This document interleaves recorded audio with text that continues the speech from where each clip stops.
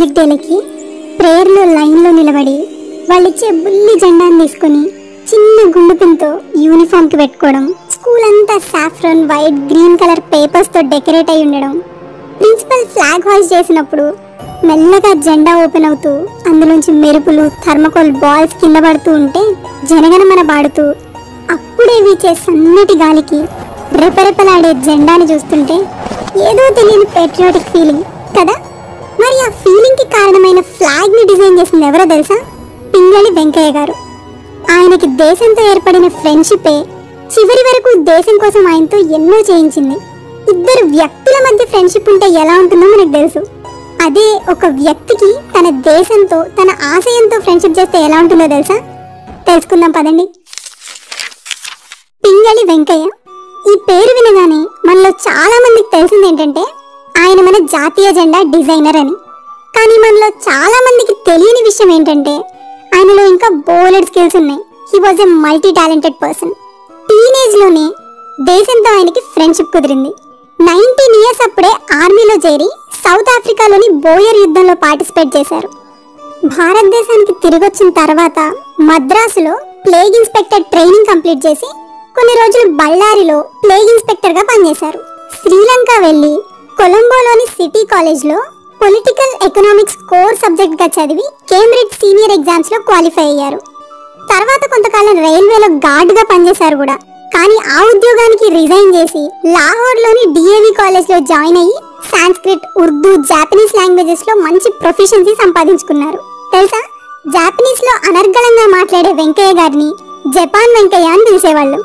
ఆయనకున్న skill set లో ఏదైనా యూజ్ చేసుకొని చాలా సింపుల్ గా ఒక మంచి ఉద్యోగం చేస్తూ మంచి శాలరీతో తన వరకు తాను చాలా గొప్పగా బతికుండేవాళ్ళు.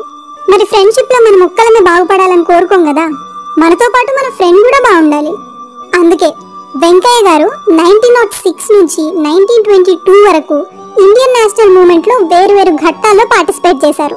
వందే మాతరం, హోమ్ రూల్ ఉద్యమం, ఆంధ్రోద్యమం లాంటి పాపులర్ మూమెంట్స్ లో ప్రధాన పాత్రధారిగా ఉన్నారు. దేశం కోసం ఫైట్ చేయడం, ఉద్యమాల్లో పాల్గొనడం అంటే జస్ట్ స్లోగన్స్ చెప్తూ స్పీచ్లు ఇస్తూ తిరగడం కాదు. ఆయన అంతకంటే దూరంగానే ఆలోచించారు. స్వదేశీ మూమెంట్ లో భాగంగా విదేశీ వస్త్ర బహిష్కరణ జరుగుతున్నప్పుడు కానీ వాళ్ళ బట్టలు మనం వాడకూడదు అంటే ముందు మన దగ్గర అందరికీ సరిపోని స్వదేశీ దుస్తులు ఉండాలి కదా. ఆ క్లాత్స్ తయారు చేయడం కోసం కాటన్ కావాలి. ఎందుకంటే సరిపోను రా మెటీరియల్ ఉంటేనే కావాల్సిన దుస్తులు మనమే చేసుకోవచ్చు. అప్పుడు వేరే వాటిని బహిష్కరించడం ఈజీ అవుతుంది. ఇది గ్రహించిన వెంకయ్య గారు జాతీయోద్యమాల్లో పార్టిసిపేట్ చేస్తూనే బెస్ట్ క్వాలిటీ కాటన్ ప్లాంట్స్ మీద పరిశోధన చేశారు. నడిగూడెంలో వ్యవసాయ క్షేత్రాన్ని కూడా నిర్మించారు. దేశం కోసం అంత దూరదృష్టితో ఆలోచించి చేసిన కాంట్రిబ్యూషన్స్ కి ఆయన్ని ముద్దుగా పత్తి వెంకయ్య అని పిలిచింది దేశం. అన్నట్టు ఇందాక ఆయన సౌత్ ఆఫ్రికాలో జరుగుతున్న బోయర్ యుద్ధంలో పార్టిసిపేట్ చేశారని చెప్పా, గుర్తుంది కదా. అప్పుడే మన దేశానికి కూడా ఒక జెండా ఉంటే బాగుంటుంది అనుకున్నారు. ఇండియా వచ్చాక ఇదే విషయాన్ని జనాల్లో ప్రచారం కూడా చేశారు. 1913 నుంచి ప్రతి కాంగ్రెస్ మీటింగ్ లో పార్టిసిపేట్ చేసి లీడర్స్ అందరితో జాతీయ జెండా గురించి డిస్కస్ చేశారు. భారతదేశానికి ఒక జాతీయ జెండా అనే బుక్ కూడా రాశారు. అలా 1921 లో జరిగిన all India national Congress meeting లో లీడర్స్ అంతా ఇక జాతీయ జెండాని రూపొందించాలి అని డిసైడ్ అయ్యి ఆ బాధ్యతని పింగళి వెంకయ్య గారికి ఇచ్చారు. First saffron and green colour కి మధ్య రాట్నం ఉండేటట్టు డిజైన్ చేశారు. మళ్ళీ కొన్ని డిస్కషన్స్ తర్వాత వైట్ కలర్ ని కూడా యాడ్ చేశారు. కాషాయం రంగు హిందువులకు చిహ్నమని, ఆకుపచ్చ ముస్లింలకని, తెలుపు ఇతర మతాలకి గుర్తు అని, మతాలు వేరైనా అందరం కలిసే ఉండాలని చెప్తున్నాయి ఆ రంగులు. మధ్యనున్న రాట్నమేమో గ్రామ జీవనాన్ని, రైతు కార్మికత్వాన్ని రిమైండ్ చేస్తుంది అన్నారు. కార్మిక కర్షకులపై ఆధారపడిన భారతదేశం సత్యం, అహింసలను ఆచరించడంతో సుభిక్షంగా ఉంటుందని మన ఆశయం. ఆ ఆశయానికి చిహ్నమే మన త్రివర్ణ పతాకం.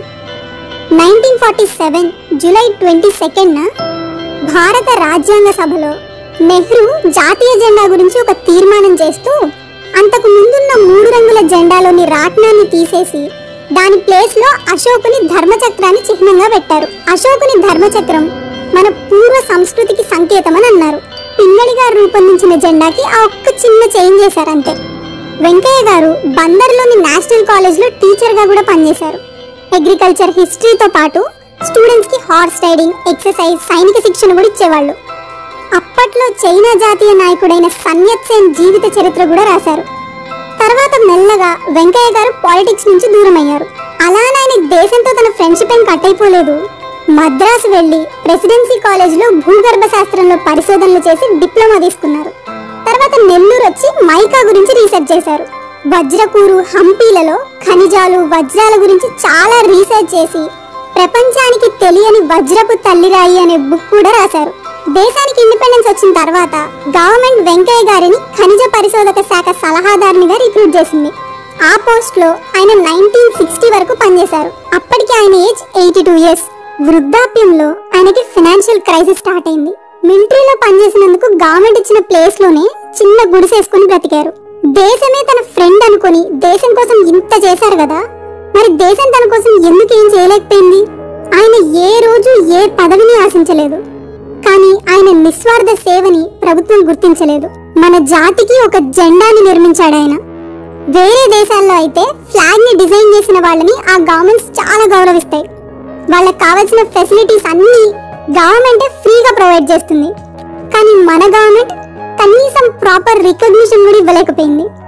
జాతీయ పతాకాన్ని గురించి పబ్లిష్ చేసిన బుక్ లో మన పతాక నిర్మాత ఒక తెలుగువాడు అని రాశారే గాని వెంకయ్య గారి పేరుని కూడా మెన్షన్ చేయలేదు.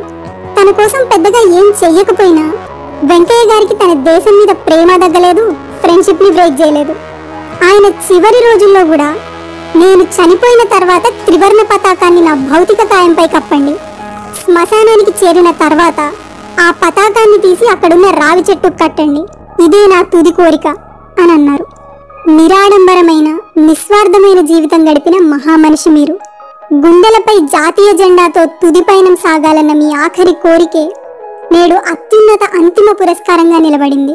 జాతీయ పతాకం ఎగురుతున్నంత వరకు ఈ జాతి మిమ్మల్ని స్మరిస్తూనే ఉంటుందండి. మీరు నింపిన స్ఫూర్తి, చైతన్యం మీ తర్వాతి తరాలలోనూ ప్రవహిస్తూనే ఉంది. బహుశా అలా కొనసాగుతూనే ఉంటుంది. ఆగస్ట్ 2 మీ జయంతి సందర్భంగా మీ చైతన్యాన్ని కొంచెం మా తరంలోనూ నింపండి.